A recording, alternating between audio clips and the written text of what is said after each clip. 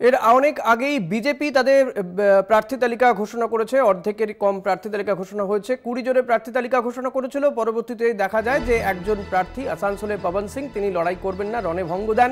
এবং আজ তৃণমূল কংগ্রেস এই রাজ্যে 42টি আসনে তাদের প্রার্থী তালিকা ঘোষণা করেছে। ব্রিগেডের জনগর্জন সভা থেকে তাদের এই প্রার্থী তালিকা ঘোষণা হয়েছে এবং এই প্রার্থী তালিকায় বেশ কিছু লড়াই দেখা যাবে বিজেপি এবং তৃণমূলের মধ্যে। এখনও যেহেতু বাম কংগ্রেস তাদের প্রার্থী তালিকা ঘোষণা করেনি এবং এই লড়াই কিন্তু বলা যেতে পারে যথেষ্ট তাৎপর্যপূর্ণ হতে চলেছে। যেমন বিষ্ণুপুরে সেখানে বিজেপির প্রার্থী সৌমিত্র খাঁ আর তৃণমূল প্রার্থী করেছে তারই স্ত্রী, তার প্রাক্তন স্ত্রী সুজাতা মণ্ডল খাঁকে প্রার্থী করা হয়েছে।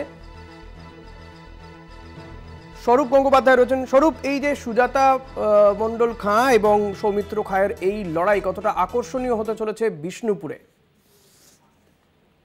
হ্যাঁ ঋষি, তুমি আরেকবার প্রশ্নটা যদি আমায় করো। বিষ্ণুপুর লোকসভা কেন্দ্রে বিজেপি সৌমিত্র খাঁকে লড়াই করতে পাঠাচ্ছে লোকসভা নির্বাচনে।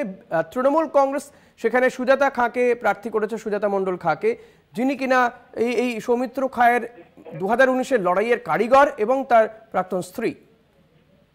একেবারে একটা মোক্ষম দাওয়ায় তৃণমূল নেতৃত্ব মনে করেছে যে বিষ্ণুপুর লোকসভা কেন্দ্রে সুজাতা মণ্ডলকে তৃণমূল কংগ্রেস প্রার্থী করেছে এবারের লোকসভা নির্বাচনে। তবে তার আগে যদি একটু ব্যাকে যদি যাওয়া যায়, ঠিক আজ থেকে প্রায় 3-4 বছর আগে 2019-এর লোকসভা নির্বাচনে এই সুজাতা মণ্ডল সৌমিত্র খাঁর হয়ে লড়াই করেছে। বিষ্ণুপুর লোকসভায় ঘুরে মাটি কামড়ে লড়াই করে জয় ছিনিয়ে এনেছে এবং সৌমিত্র খাঁকে বিজেপিকে সাংসদ হিসাবে দিল্লিতে পাঠিয়েছে। সেই জায়গায় দাঁড়িয়ে সুজাতা মণ্ডল তার পরবর্তীকালে তৃণমূলে যোগদান করার পর আরামবাগ বিধানসভা কেন্দ্রে দাঁড়ায় 2021।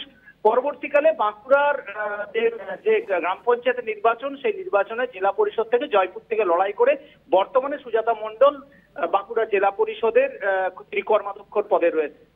এই জায়গায় দাঁড়িয়ে একটা গুঞ্জন তৈরি হয়েছিল বাঁকুড়ার বিষ্ণুপুরের লোকসভার আসনে তৃণমূল কংগ্রেস কাকে প্রার্থী করতে চলেছে।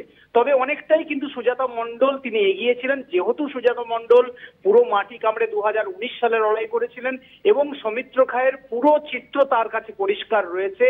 সেই জায়গায় দাঁড়িয়ে রাজনৈতিক মহলের মনে করছে, রাজনৈতিক মহলের যেটা ব্যাখ্যা, যে তৃণমূল কংগ্রেস একটা উত্তম একটা চাল নিয়েছে, যে চালে অন্তত সৌমিত্রের বিরুদ্ধে লড়াইয়ের জন্য সুজাতাই সব থেকে সেই জন্য তৃণমূল নেতৃত্ব সুজাতাকে প্রার্থী করেছে।